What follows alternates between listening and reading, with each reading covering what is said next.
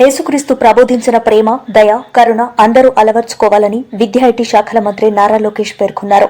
మంగళగిరి సమీపం ఆత్మకూరులోని నిర్మల ఫార్మసీ కళాశాలలో నిర్వహించిన సెమీ క్రిస్మస్ వేడుకల్లో మంత్రి నారా లోకేష్ ముఖ్య అతిథిగా పాల్గొన్నారు. మంత్రి రాకను పురస్కరించుకుని ప్రత్యేక ప్రార్థనలు నిర్వహించారు. అనంతరం కేక్ కట్ చేసి అందరికీ క్రిస్మస్ శుభాకాంక్షలు తెలిపారు. ఈ సందర్భంగా మంత్రి నారా లోకేష్ మాట్లాడుతూ అందరికీ క్రిస్మస్ శుభాకాంక్షలు, అందరూ పండుగను సంతోషంగా జరుపుకోవాలి. ఈ సెమీ క్రిస్మస్ వేడుకల్లో పాల్గొనడం నాకు చాలా ఆనందంగా ఉంది. సిస్టర్స్ నన్ను కలిసినప్పుడు నాకు చిన్నప్పటి పాఠశాల రోజులు గుర్తుకొచ్చాయి. అప్పుడు క్రిస్మస్ వేడుకలను ఘనంగా నిర్వహించేవారు. క్రిస్మస్ అంటే ప్రేమ, దయ, కరుణ, మనమేంటో ఇతరులకు తెలియజెప్పడం, ప్రతి ఒక్కరి పట్ల ప్రేమ, శాంతిని కలిగి ఉండాలని జీసస్ బోధించారు.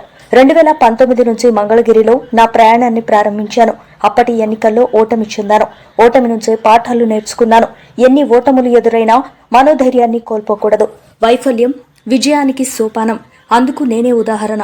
దేవుడు మనకు అనేక పరీక్షలు పెడతాడు. వాటన్నిటినీ కృషి, పట్టుదల, కఠోర శ్రమతో అధిగమించాలి. దేవుడు ప్రతి ఒక్కరికి శక్తినిస్తాడు. మన గురించి కాకుండా సమాజం గురించి కూడా ఆలోచించాలి. దేశానికి నువ్వేం చేశావని గుర్తుంచుకోవాలి. 100 ఏళ్ల స్వాతంత్ర భారత్ దిశగా పయనిస్తున్న సమయంలో 2047 నాటికి ఆంధ్రప్రదేశ్ను అభివృద్ధి చెందిన రాష్ట్రంగా తీర్చిదిద్దుదాం. ఇందుకు యువత తమ వంతు బాధ్యత వహించాలి. మా కుటుంబంలో కూడా క్రిస్మస్తో పాటు అన్ని పండుగలను జరుపుకుంటాం. ప్రతి ఒక్కరూ ఇతరుల పట్ల సహనంతో వ్యవహరించి మన సాంప్రదాయాలను ముందుకు తీసుకెళ్లాలన్నారు.